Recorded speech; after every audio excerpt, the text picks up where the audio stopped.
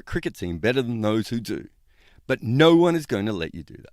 So why not try Wicket Cricket Manager to satisfy that urge? Pick your nation, pick your league, pick your players, and yell at them when they do poorly. You can find it in the links below or by searching for Wicket Cricket Manager in your app store today.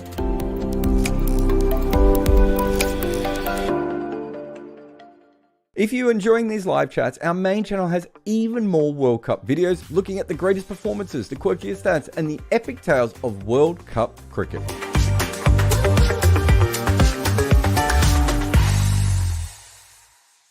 Cricket is about partnerships, and this show was made in partnership with HCLTech. Yeah, the company you see on the Australian shirts. Supercharge your technology with them today. Morning, everyone, and welcome to the scoreboard. South Africa lost some early wickets and then turned the autopilot on and still made their way almost all the way to 400. Not even Shakib Al Hassan's comeback had any real impact. QDK made as many runs as physically possible to ensure that he didn't have to wicket keep later. And then Heinrich Klaasen, to be fair to him, tried the exact same trick but fell a little bit short. Then Bangladesh's top order, which for those who are not aware is currently made of tissue paper, did what tissue paper does against a really hard projectile being fired at it, I suppose. And Mahmudullah also does what he does. He makes hundreds at World Cups. And the only other note for South Africa is that what is this, the third game now when they have not managed to bowl very well at the tail. Let's check the tape. Okay, so well, let's start with Quinton de Kock. He seemed pretty handy as a player. I should tell everyone on this chat before we get going as well that my children are downstairs on their own. And so if I have to suddenly disappear and play an ad, and I should have told Muku and Rakesh this, it is because they are burning my house down. And I'm partly saying this all to you now because I can hear panic from downstairs. But anyway, until someone actually comes in here with a firefighter, we will continue the show. Quinton de Kock, he went past Virat Kohli, Rohit, and Rizwan today, became the first person to pass 400 runs in this competition. First player also with 300s. Early in the tournament, we were on record to have the most hundreds per game in a World Cup. It's actually slowed down quite a bit since then. And I think the 2015 event had a phenomenal amount of hundreds. And so I haven't done the numbers of recent times, but it is interesting that I think we all thought that it was absolutely very much in the favor of batters and no one was taking any wickets. It's been quite a high wicket taking event. Just whisper it, don't tell everyone, but certainly been a one at the moment. But QDK has been absolutely sensational so far. You could say that this is his best campaign in the one-day World Cups. Let's see, 2015. Where's it? 2019? 2019, he's fine. There's nothing wrong there. But certainly at the moment, he probably won't keep it up this high or anything. But it would be hard-pressed to say that this isn't his best World Cup. He did very well in the 2016 World T20 as well. I suppose you could argue that he's been very good in the two India tournaments. I actually thought he was brilliant in the World Cup at times in Australia as well. So I don't think it's necessarily an Indian thing specifically, though he's played a lot of IPL. Maybe he feels a little bit more comfortable there than in other places as well. This is him versus pace and spin in this World Cup. You see, we've even shrunk QDK here for this graphic. I like it. But yeah, you can see here that he's scoring a lot quicker against pace than he is against spin. Again, this is something else we've seen a lot in the IPL and other T20 competitions when he's played. He did actually go after Mahedi early on, which I think surprised us in the chat. Cheyenne was mentioning that early on. Not exactly what you expect. I did appreciate though later on that he was batting at the death. And they had him in a situation where he was facing the left arm finger spinner at the death. Poor Shakib bowling to Quinton. It's not the time you want to bowl to a left-hander, is it? Who's on about 140 or something at that stage. But this is again a similar kind of pattern that we've seen a lot with him, of attacking pace, knocking spin around. Very, very normal for him. And this is his strike rate by phase. I think this is the one thing that I don't think him and Temba get enough. Well, I don't think they get enough slack for this. Occasionally, I've seen people say that they're very slow at starting. But, the reason that they're very slow at starting is a team plan. It's what they're supposed to be doing. It's, they're knocking it around. If they can be none for 45, 1 for 50, that sort of mark, that's absolutely fine. And you can see here that Quinton doesn't explode in the middle, perhaps as much as he could after a set start. So if you were to look at someone like Jason Roy or Johnny Bairstow, traditionally, not now, Jason Roy's not here, but you would see probably that they would start faster in this period, but also they would try and capitalize on that middle a little bit more. Again, not South Africa's game plan, right? They're saying to Quinton, you just knock it around. But once he gets to, especially the 30 over mark, 25 over mark, then he's probably going to be, roughly around 80 to 100 at that point, and he can kick on. And like most players, he kicks on at the death. The difference is that this is the 200 mark, and he's well above it. And that tells you what he can do. So if he was playing in a different system, I think he'd be a lot more, a lot more aggressive than he is. But he's playing exactly the way that South Africa wants him to. And then he got balls per boundary in the games. He's faced 20 balls so far. So you can see, the Sri Lanka game here, Netherlands, Australia, missed the Australia one there as well. He's hit the third most sixes in the tournament so far, and his boundaries are quite frequent compared to a lot of other openers. So if you watch him, it's something I've noticed a lot, even in his T20 game, is that he's probably more interested in just looking for boundaries at times than some other players are. Comparing to, say, David Warner. So both of them very attacking test players. David Warner will attack with his ones, with his twos, with his threes, and then look for boundaries as well. Whereas QDK is a little bit more looking for the ball he can hit fours. At times, I think it's got him in trouble, but certainly not at the moment. And this is his non-boundary strike rate. This is the thing that I suppose we're trying to say, that at times in this tournament, at times in his limited overs cricket, he can get a little bit stuck, but certainly, not as much with it happening at the moment. Got his dot ball percentage here as well. The Netherlands one's quite interesting, by the way. That is when he had to go up against Arjen Dutt. So that's one way to dot him up, right? And we've seen this a lot in the IPL and SA20 teams opening with off spin against him to negate him. But fantastic innings. I think, and I don't know how we feel about this, it's the highest score in a World Cup by a wicketkeeper. However, he didn't actually wicketkeep in this game, but he was scheduled to be the wicketkeeper in this game. So I don't know how we're going to have to get our head around that. I don't know what the ACS is going to think of all this sort of stuff. But this is what happens when you don't keep official stats. You end up with these sorts of things. So anyway, just on batting first in the middle overs. These are the teams that are best at batting first in the middle overs. Is India not on this? Shayan's left India off it. Anyway, I'm sure India are really good too. I don't know where they would end up here, but you do get a point from all the non-Indian teams. You could definitely see that South Africa is just head and shoulders. And this is where England was so dominant in that last World Cup. And they haven't actually got that much worse.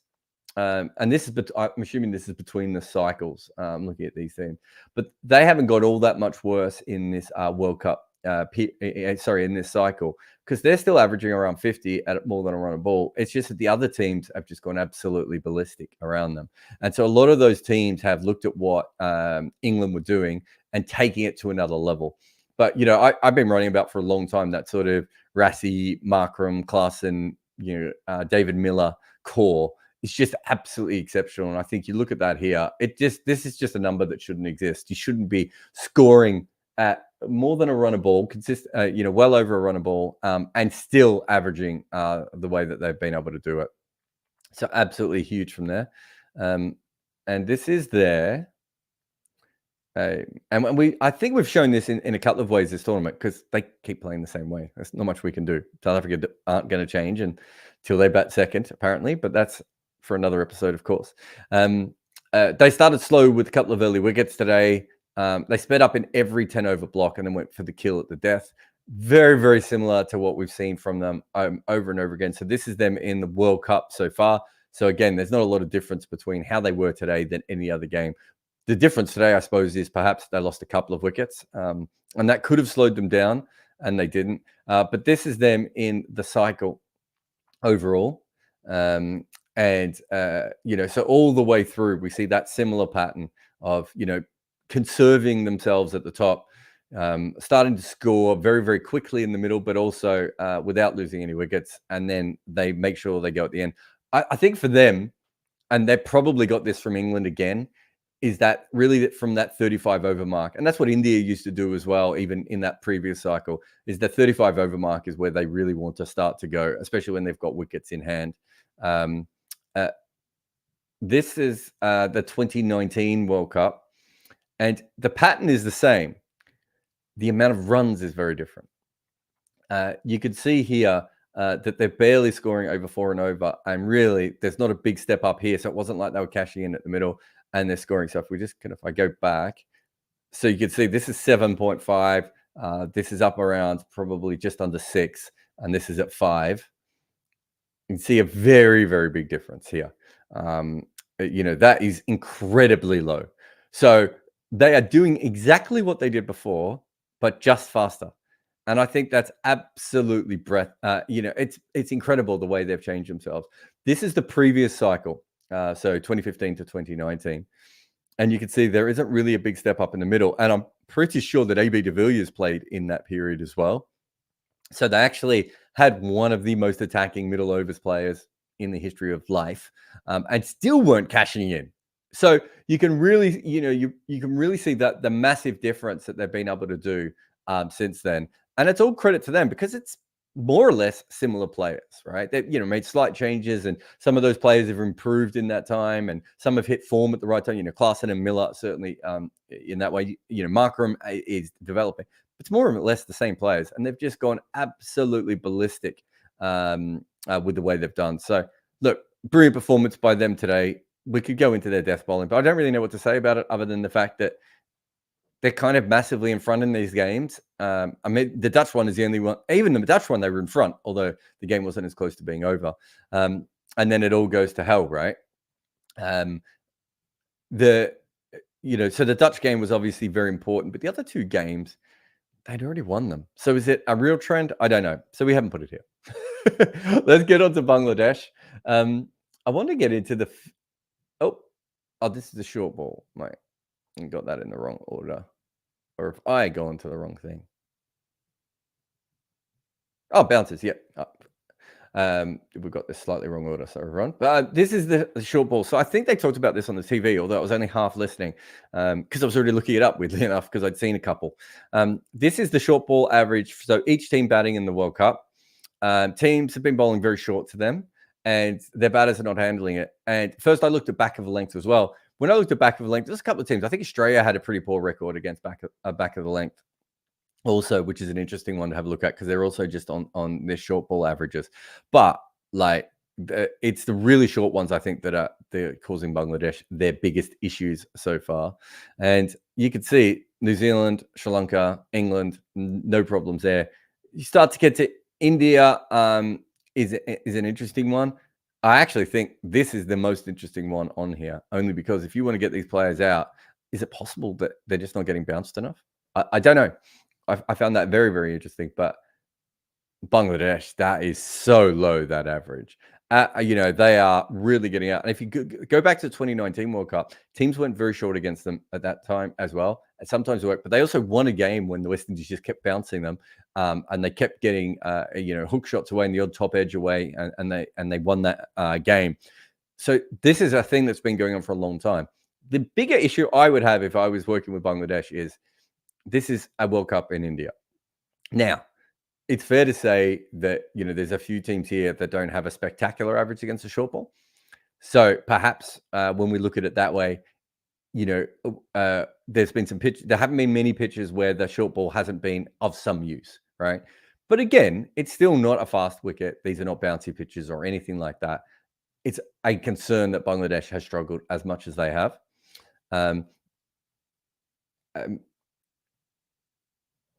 And that's the exact same graph that we put in there twice. And then we'll get to Mustafizur. So I'll get to Mustafizur here. And it's interesting because we've been talking bounces, and now we're going to go the complete other direction. But I noticed today that Mustafizur was bowling a lot of full tosses. They obviously can happen for a lot of different reasons. Occasionally, it's just a slow ball gone wrong. You especially get those very, very late in the death when people are panicking or when there's dew on the ball or something of that time. But the vast majority of full tosses by seam bowlers are Yorkers that don't work. And over the years, Mustafizur has become less reliant on his slow ball and more reliant on his on-pace deliveries because his arm can't do what it used to do, which means he is delivering a lot more full tosses. And I noticed this today. The interesting thing about this, you can see by the size of the dot how many how many full tosses each one of these bowlers has delivered. So the most was Madhushanka, and he's going for about 2 runs a ball, just under 2 runs a ball from his. You can see that is it's almost 3. Sorry, it's just over 3 runs a ball for Mustafizur, right? And you've also got Baz the leader up here, who has managed to go for 28 runs from 6 balls, which is some effort. Now, I think that Mustafizur, when he was bowling more slow balls, would still bowl full tosses that would get away with them. Lasith Malinga is a classic example of a player who bowled a lot of full tosses, but because of the amount of revolutions he got on the ball and the weird action that he had, he got away with it. When Mustafizur had that weird action and heaps of revolutions on the ball, he could get away with them. He's not getting away with them today. But across this tournament, it's something that I've noticed a few times. And I just want to compare him to one other left-arm bowler here. So Madhushanka's on here. He's quite young, probably not a fully functioning death bowler at the moment. But Stark has bowled 8 full tosses and conceded 11 runs. And I think one of the big differences between these two players is just that little bit of extra pace that Mitchell Stark has and a little bit of extra height. When you're a tall bowler and you bowl full tosses, you can sometimes cause people some problems just because it's already coming from high and it stays high. Whereas short bowlers who bowl full tosses can quite often go for a lot of runs. He's only bowled 2. That might be a free hit in one of those, of course. But he's only bowled 2, Mark Wood, and he's gone for a little bit more runs. There's also a couple of spinners on here, but that's another conversation for another day. Not where you want to be. Also, Shahab Khan has got away with his full tosses absolutely brilliantly in this tournament. But the point is that I think Mustafizur in his peak would have been, certainly more in this area. And it's something that's worth looking at going ahead for him. I remember just on when I played my first ever club game in England, and I was really struggling. And it was my first game, hadn't bowled in England. I had a Duke's ball, slightly different in my hand, and hadn't bowled in a game of cricket in about 2 years at this point. And I bowled full tosses, and the captain came up to me and said, "You should probably try and land the ball on the pitch." That's what I'd be saying to a lot of these guys. This is on Bangladesh's starts in this tournament. So they have been so bad. In fact, I'll show this one first. This is wickets in the power play. I know they've played a game more than some other teams. But do you really want to be this far from Afghanistan, who don't lose wickets in the power play? Especially with Gabbar's attacking, I think this is spectacular. But they're not losing wickets at all. Bangladesh is completely at the other end of this. Worth noticing England there as well. And, a lot of teams in the middle where you would expect them to be. But this is quite an issue. And we'll just go back to this. So this is the power play batting. So first 10 overs, of course. Again, that's the size of the dot is the size of wickets. But you already know I've got a lot of wickets here. So you can see this is really interesting. South Africa scores at the same rate as Bangladesh, which just tells you how much they amp up. Pakistan again, New Zealand. These are 3 teams that like to conserve their wickets and play the way they do. Then you've got these teams at the top, a lot more attacking, trying to attack at the top. So just different styles there, right? I'm not sure where Bangladesh want to be. I think they might want to be more in this area, if we're being honest, and less in this area, just by the way they've gone about this tournament so far. Obviously, Tamim's not here, so he plays a big part in this. But the point is that they're scoring at the same rate. So the teams who are trying not to lose wickets, well, they're losing wickets more than anyone else is. And, if you've been following this tournament, Netherlands have been horrible at the top, right? But I think the difference is Netherlands are willing to say, okay, well, if we can somehow get to the end of the power play at 1 for 45, 1 for 40, maybe even 1 for 35. We'll take that as a slight win the way that we've been playing so far. Whereas I think Bangladesh are still trying to score quite quickly at the top, and it is not working at all. And it's certainly, they should be, if I was working for them at the moment, I'd be saying we can't continue this. We'd be better off to be none for 30. In fact, I'm going to go this far. Bangladesh would be better off the way that they're playing at the moment to not bat in the first 10 overs, conserve the wickets and play it as a 40 over game. I almost said pro 40. But if you're an England fan, you understood that. But they would almost be better off to do that at the moment because they're losing so many wickets at the top and they're not scoring so much that it's making a difference. So at the moment, I think I've got them as averaging about 2 for 50 in that first 10 overs. And it's really causing problems because they're also then losing wickets in that second 10 overs as well. Which is the time when you really don't want to be losing wickets, especially on against seam bowlers in India, where the wobble ball is certainly gone. There's no swing on these pitches, and that a lot of that second 10 overs, which we could have put here as well, is the short balls. So they're losing wickets when the ball's nipping around, and then they're losing wickets when people are bowling short to them. It's kind of not working twice. So we've talked a lot about how they're not doing very well. I think that's the finish of them not doing very well. Should we focus a little bit more on how well they're doing? Mahmudullah, I got in this weird argument with this guy today who missed a joke online. But essentially what I was saying is that everyone's been saying Mahmudullah should come in earlier. Well, today he was in the 12th over. He was still batting at number 6. So not ideal, but they finally got him in early. I think this is a remarkable record that he's played. I think it's 235 ODIs. And of course, he's probably played about 20 of those in ICC events. And he's managed 400s in the ICC events. And in the entire rest of his career, he has not got 100.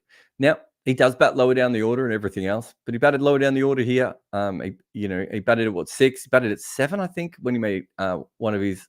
No, actually, he would have batted 4 in the other ones. And I don't know where he was when he batted in the Champs Trophy, but this is 3 World Cups, 100s, and 1 Champions Trophy 100. He's just a completely different player. So much so that we had to reuse the graphic from the last time he batted. Look at the difference now between his average in World Cups and his average in bilateral tournaments. Now, he was averaging about 54 before this last one. So it's not like this one moved it up massively. He was already completely dominating in World Cups. He's now done it at the top of the order, the bottom of the order. He's done it in innings where he has to come in and slog it around. He's done it where he has to rebuild. He's done it when batting with the tail. He's done it when chasing against England. Most of his hundreds have been against really, really good sides. Maybe all 4 of them, in fact. It's incredible what he manages to do in these tournaments, and they don't get anything out of him. He's missed a World Cup for them. Just remarkable. And they've already got a Mr. World Cup. Like him and Shakib, maybe, Shakib is in the top 10 run scorers, top 10 wicket takers, or maybe it's top 20 run scorers in World Cups of all time as well. It's remarkable that they've got so many players who do so well in World Cups, and yet as a team, they haven't been anywhere near as successful. Just one last one today. We wanted to have a look at this with me and Cheyenne have been talking about this for a while. This is the economy rates of the different bowlers in this tournament. And we wanted to see if off spin was dominating the way that it kind of feels like it's dominating. And there's a couple of interesting things here. Obviously, seam bowling is almost always higher because generally they bowl more in the power play and the ball's hard. So even when they get an edge, it flies off to the boundary and then they bowl more in the death. But I think seam bowlers have actually bowled pretty well in this tournament, all things considered. There's certainly nothing there that makes me think that they're getting absolutely hammered in that way. You'll see the left arm wrist spinners down here. We have to not worry about that. One of them is one of the best bowlers in the world, and the other one, there's one of them. Shamsi bowled in one game, maybe. So Shamsi's barely bowled, Nur Ahmed and Kuldeep. So we can't take much out of that. You can see wrist spin's quite high. We'll get to that in a minute. But left arm orthodox still doing better than off spin, which I thought maybe it didn't feel that way. So that's a reason that we wanted to look at this. And this is it with averages as well. This is forget these guys again. Noor comes in and takes 3 wickets, and Shamsi, I think, didn't even need to bowl in one game, so probably just bowled to the tail. So we can ignore that one a little bit. But Kuldeep absolutely dominating there. But the rest of this pattern is fairly normal, right? But there's a couple of things that I do think are interesting. One, I would have thought that off spinners were doing better than this. 5.4 runs and over, an average of 44. It feels like they've had a much better tournament so far. But this is obviously the most important one. We've seen that in the IPL, leg spin does really, really well, takes wickets. It's not taking wickets in this tournament. It should never, the average of wrist spin should never really be anywhere near the average of off spin, especially with the amount of part-time crap off spin that we see in these kinds of tournaments. So this is because Indian wickets generally don't help standard leg spin. Fast leg spin certainly is something that they can help. That is something worth pointing out. Also, Shine's just sent me a message saying he left India out before because they haven't batted first yet. I forgot it was batting first in that graphic before. So he's completely off the hook. Although I'm pretty sure that I've missed teams out on this before and no one's noticed. But yeah, just to get back to wrist spin. So the average is really, really high. Economy, fine. You expect your economy from your wrist spinners to be a little bit higher. Not if they're left arm. But this is poor. And it's because the faster leg spinners can overcome the fact that these are pitches that are better for finger spinners in general because they can put a little bit of extra speed on the ball. And wrist spinners bowl a little bit slower because of the amount of revolutions they get on the ball and everything else. But this has been poor. And I think coming in, I thought they might struggle a little bit. But I think they're doing slightly worse than I thought they would do. And I think the off spinners aren't doing as well as it feels. But well done to left arm orthodox and these two guys. Hey, they're pretty close to each other, right? Left arm's got a little bit of an advantage, but nothing particularly special there. Certainly nothing special enough. I know coming into the tournament, a lot of Indian fans were saying to me, how can India go without, left arm seam? It doesn't matter if your right arm seam's taking a lot of wickets, not going for runs. But in general, the difference is very rarely that big. And the reason is because teams usually try and overload with left arm seam, and the quality of the left arm seam usually then is not as good. Whereas the quality of right arm seam, there's always right arm seamers around that are quite good. And that's the end for the scoreboard today. The house hasn't burnt down. I can get to a couple of questions. If you're desperate for me to answer the question, Super Chat is obviously the way to go about those. But we'll take a quick break here. And then after the break, we will come back with more from you and your questions. You're listening to the Scoreboard with Jared Kimber. This video is brought to you by Wicket Cricket Manager. If you're enjoying these live chats, our main channel has even more World Cup videos looking at the greatest performances, the quirkiest stats, and the epic tales of World Cup cricket.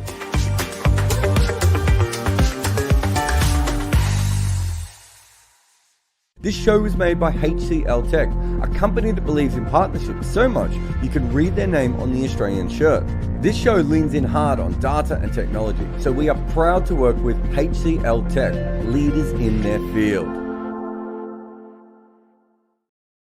All right, let's get to the room. Remember, if you want to have a question answered, Super Chat is the way to go, but a few people got in early. Vamo Saab says,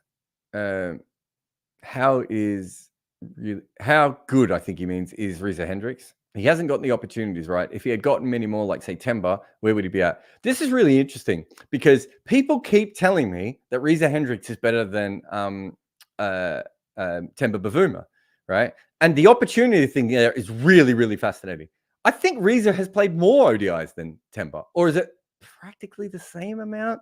I want to say, no, Reza's played 30 and Temba has played, I don't know if that counts today. And Temba has played 31. And Temba averages 51 with a strike rate of 89.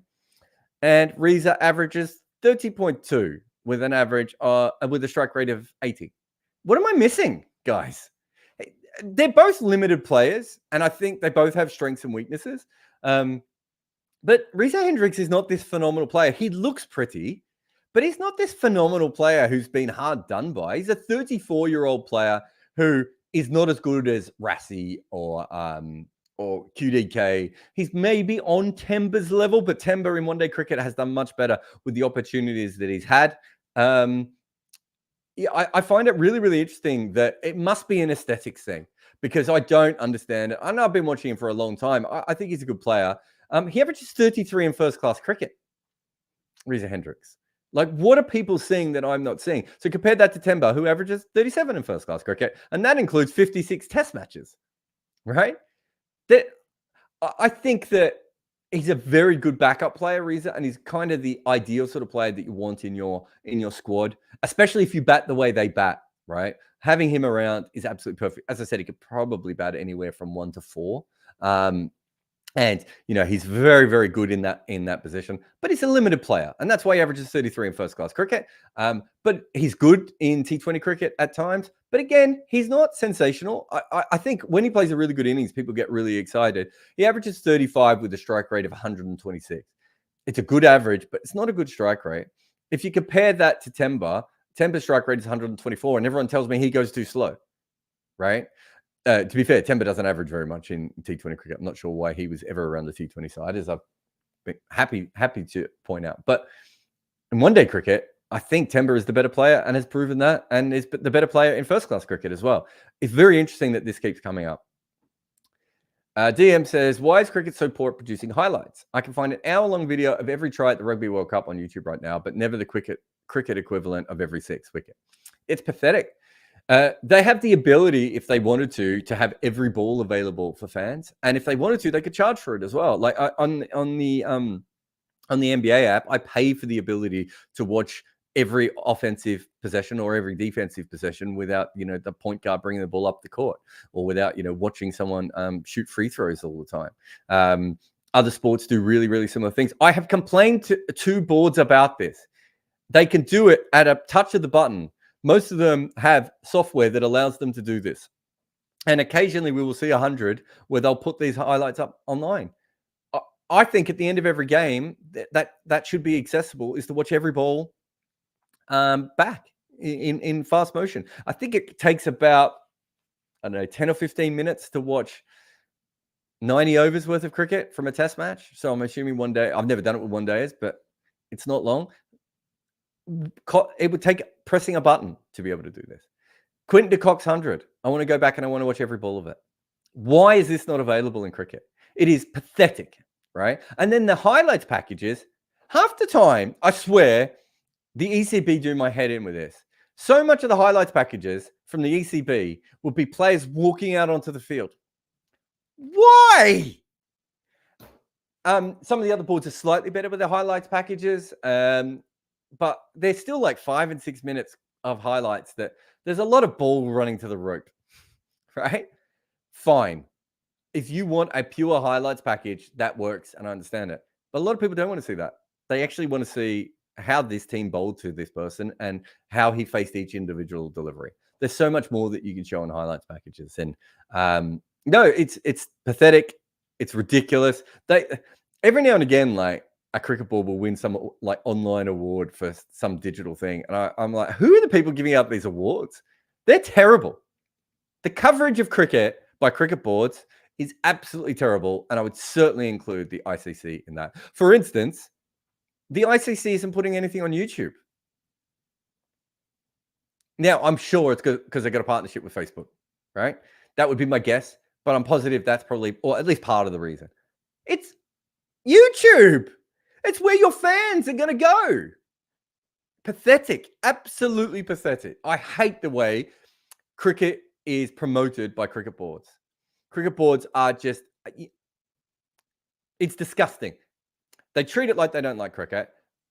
They're still looking at it like it's a TV product. They don't understand social media. There are some good individual people who work in social media throughout cricket for some boards. And the ECB is a perfect example. They have some really good people who work for them. And then the overall stuff they put out is for, 55-year-old boomers to watch on Facebook. It can't be for anyone else who kind of likes cricket a little bit. Just do not understand it. Snehal says, well, Clarkson always is good and just took his time to flourish at the international level? Or has he changed, added something lately? I think he's probably just matured. I don't know what his age is, but he's probably, maybe just a slightly late maturer. He's 32. Yeah, so instead of maturing at 28, maybe he matures around 29, 30. He had a lot of these tools before. I think he's a better player now, but there's a lot of players, Kusal Mendes, Aiden Markram, go through them. They hit 27, 28, 29, 30, and suddenly they get good. It takes a long time to be good. at this level, especially now with so many people going over your technique and everything else. Like it's tough, and you have to know your game. And there's the Mark Butcher story. When Mark Butcher was first picked for England, he's going out to bat against the West Indies, and in his mind, he's going, "I shouldn't be here. I'm nowhere near good enough." And I have talked to players who I know have the technique, the eye, the batting sense to make lots and lots of runs, and they don't make any runs. And it's because they don't quite either believe in themselves or they don't know how to bring it all together. And those things sometimes take time, and you have to mature a little bit. And we throw international cricketers in at a very young age. We kind of have to in cricket because the drop off to first class cricket is so low. We have to develop them at this level, but sometimes it doesn't happen straight away. Pratik says, "How does your son who supports Bangladesh feel about today?" I think he likes the fizz, doesn't he? I'm not sure if he supports Bangladesh. My son will support whichever cricket team is winning, generally out of England, Sri Lanka, and Australia. But he also he's very obsessed with Virat and Rohit at the moment. There's someone else. Well, he's watching Bish and Baby clips before. So I don't know if he followed the game today, actually. I think he has been watching a bit of this World Cup. He's 9. He loves playing cricket. And he's I need to get him into the cricket games a little bit more, because the more he plays computer games on a sport, he seems to get into. He's so obsessed with basketball at the moment because of the basketball games, which is, again, really important thing that cricket boards should be pushing. But hey, don't get me started on that. But yes, so he said to me the other day, "This isn't even boring." So I think that's how he feels about cricket at the moment.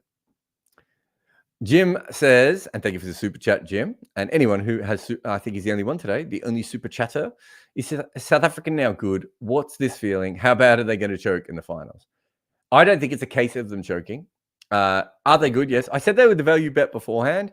It's funny. I was on air with some guys with Intelligent Cricket who obviously do a lot of data and stuff, and they were talking to some people about betting in cricket, and they were going on and on about how New Zealand was a really good bet and South Africa wasn't.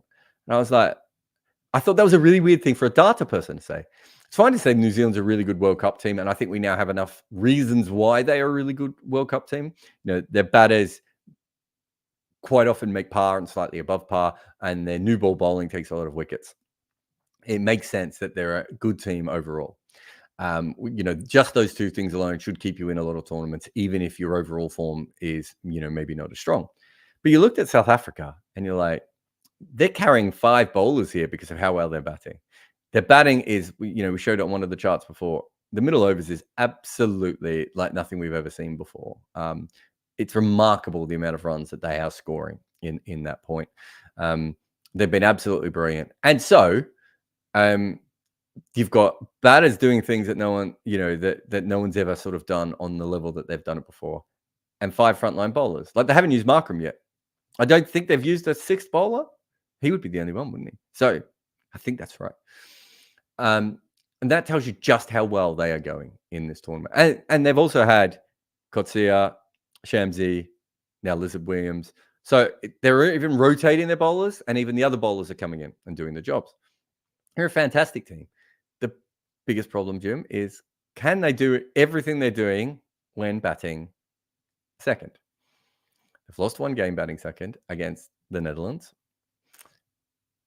The numbers suggest that they don't bat particularly well when they bat second. So it may not be a case of choking. It may be a case of it's very easy to bat first and put runs on the board, maybe not to the level they're doing, but when you have fewer batters and you're playing within yourself, we've already seen the power play numbers. They play within themselves. They keep wickets in hand, try not to lose more than, 3-4 wickets by the 35th over. And that allows them to put decent totals together all the time. And then they've got their 5 frontline bowlers. That's flipped, and teams can make 320 to 380 against them. And you would hope they wouldn't be able to make much more than 380 against them with their bowling attack. But I don't know, maybe someone can.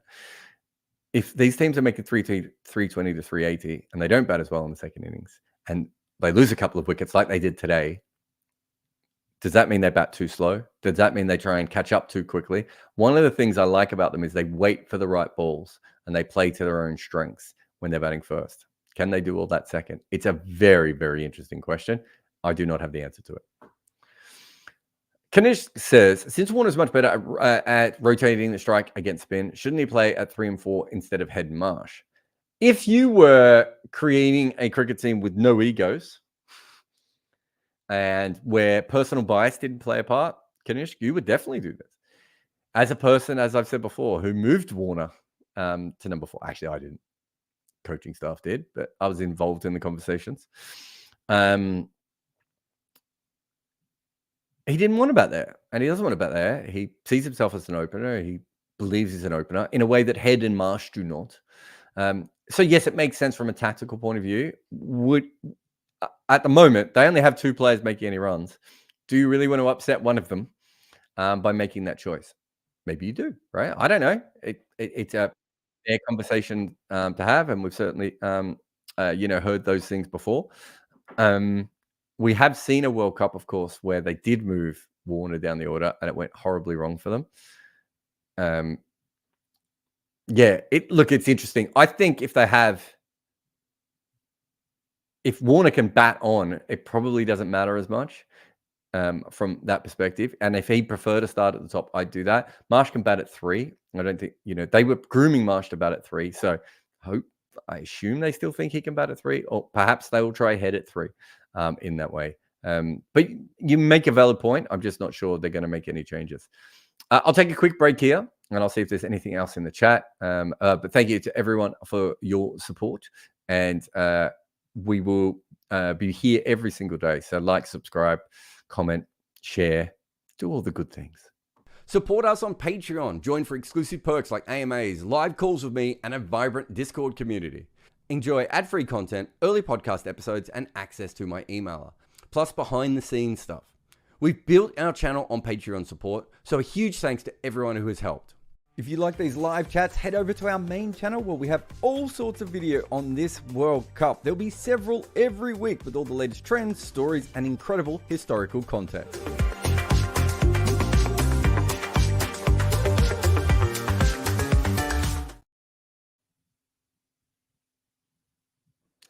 All right, welcome back. I don't think we got any more super chats, but we've got a couple more.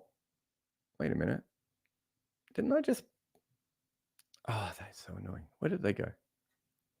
There we go. All right. Darshan says, do you think Brevis could have opened instead of Bavuma? What are we doing here, guys? I just don't understand why these questions keep coming in. What am I missing? He's averaging 50 in ODI cricket. Why would you open with Brevis, right? Who you have no idea what you're going to get from a young player like that. He plays completely in a different style. If you're going to get him to play, you would certainly not want him to open. You probably want him to be backup for Klaasen, Miller, that sort of player, as the way he plays at the moment. His record, let's have a look at his record in List A cricket. He averages 44 with a strike rate of 96. So in List A cricket, Daryl Brevis averages less at a slower rate than Temba Bavuma does in ODI cricket. What are we doing? Why do these questions keep coming? I'd like to think it's not racism, right? And I'd like to think it's more to do that Temba Bavuma has this bad reputation. But do a Google search. It took me 2 seconds to find that out. T20 cricket, he averages 26 with a strike rate of 141, Daryl Brevis. Why would you open with a 20-year-old in a World Cup who doesn't play this format very much, isn't used to making runs, and most crucially, doesn't play the style that you want him to play? It's such a bizarre thing that everyone is trying to drop Bavuma at all times. Like, oh my God. The one format he finds he's good at, we can't even give him any credit. Keshav said, when did Klaasen first catch your attention? That's probably the 100 against India, wasn't it? I can't remember if he was on my radar before then. That was a while back. Did you ever think or foresee he had this high ceiling? No, I certainly didn't think that. I thought that 100, it's a bit like sometimes a player will play an innings. Everyone will obsess over those innings so much. And I kind of think to myself, why are we obsessing over one good innings over other players who can play multiple ones? I always had the same issue with Travis Head. It's not that I didn't think Heinrich Klaassen or Travis Head were talented, but I needed to see it more than in one innings where everyone got very excited. It needed to happen a lot, and it wasn't. They've both obviously developed very much since then. With Klaassen, I don't think I ever saw him playing spin the way that he currently does. And I didn't know if he'd ever be as consistent as he currently is. I think the power thing more or less was there. But yeah, he's got a lot better. But this is what happens. Players develop, and they develop in very different ways. Sand Deep says, what would you prefer watching, India or South Africa batting first in their clash in a couple of weeks from now? You want India to bat first in that game, don't you? Because India hasn't batted first. South Africa struggles batting second. So you want weakness versus weakness, because I prefer anarchy. I suppose the opposite would be fun too, but I'll go with anarchy for now. RR says, next 10 or 15 matches are dead. Pretty much, yeah. I don't think it's 100% is it mathematically at the moment, but yes, pretty much. Boring World Cup format. Yeah, you know, who could have predicted this? We got lucky last time. Got lucky in 1992 as well. They picked a bad format and they've been caught out. And so it's really interesting. I was thinking about this before. If India win this World Cup, it's probably still a success for the ICC, no matter what, right? It means they've got an extra 2 games. It means you get the hype at the end. From a future of ODI cricket, though, I'm not even sure now. If we get no more close games, which is also, it's dumb luck, but we haven't had any. If we get no more close games, we know who the semi-finalists are a mile out, and India still win. Does that matter? Does the India win counterbalance the other side? I don't know. What if India don't win? We get no more close games, and we knew who the semi-finalists were a mile out, right? I would say that the boards would probably then maybe even take drastic action, and ODI cricket would disappear very, very quickly, far quicker than I think. Maybe more on the lines of what KSR was saying back in that when he was saying this will be the last 50 over World Cup. That would probably be a mistake, but I can see why they would do that. And they brought it on themselves.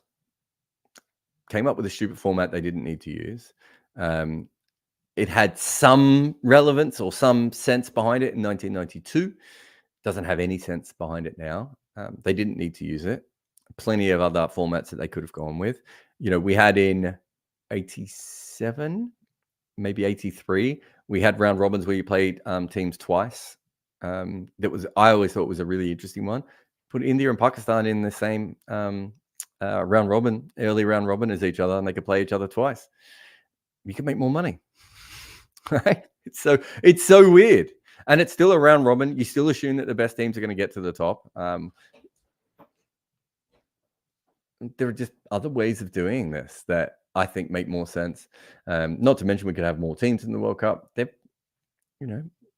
made a bad decision, and they might have to sit in it for a couple of weeks. People who run cricket aren't very good at running cricket. That's the truth. There is no proper management of the sport itself. The ICC is not truly in charge. They were bullied into this by some romantic notion that the 92 World Cup was the best World Cup. Even if that's the case, I don't know if that was the format. It was just it was the first one, and white with a white ball and colored clothing. And now they've got to sit in this. They've crapped the bed, and now they have to sleep in it till the morning, right? And it could be a really long night for them. So I'm going to leave you with that. Remember, please, we're going to be here every day of the World Cup. So Australia, whoever, Netherlands tomorrow. So we'll be back for that game as well. If you haven't seen the Bish and Beatty piece, it's up on the main site now as well. Plenty of other things. We're working on projects all the time. Got one on South Africa that I was hoping to have by the morning, but it won't be ready now, which talks a little bit about this team and why they're better than previous South African teams, and where it could still go wrong. We're working on a big Lance Klusener video as well. Another video on Netherlands, West Indies, and maybe we might chuck in some other older World Cup historical ones. I was actually What was I looking at today? Oh yeah, the Sri Lanka opening batters fallacy as well. And if you want to know more about the history of the World Cup, we have a podcast called Double Century, which is about, at the moment, the history of the World Cup. It's not always about the history of the World Cup. It's usually about the history of cricket. But we're up to, I think the last episode was Pakistan winning in 1992. There's 2 episodes on 92, 2 episodes on 96, 2 episodes on 99. But there's one for all the tournaments before that. I promise you, there's some incredible stories that you don't know about in there. Obviously, the whole Israeli-Sri Lanka story is one that is not particularly well known in cricket. There's a hemorrhoid story. There's some good stuff out there. So go and find that. But thank you to everyone for your support. You know, this game finished about 4 hours ago, but Mahmudullah, the king, push the game as long as possible. So I know a lot of you probably lost energy, but so thanks so much to those of you who still stuck around for this show. And we will see you again tomorrow, and then the next day, and then the next day. We are the most consistent thing in this World Cup, other than, I was going to say off spin has been good, but I kind of disproved that a little bit earlier in the show. Have you ever wondered how I watch so much cricket? I use VPNs to log into accounts from all around the world. But because before, even simple things like when something exciting would happen in a match, I would rush over to social media, and when I got there, the clips would say something along the lines of, "This video is not available in your area." In fact, most of the coolest cricket stuff in the world at the moment is geo-blocked because some random board didn't sign a deal where you happen to live.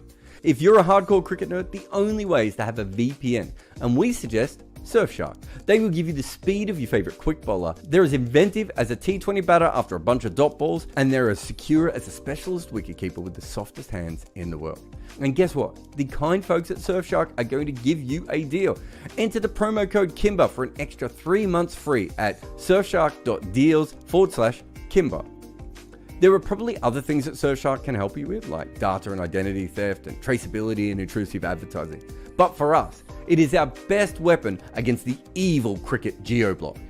Go to Surfshark and type my name in, KIMBER, and get 3 months free today.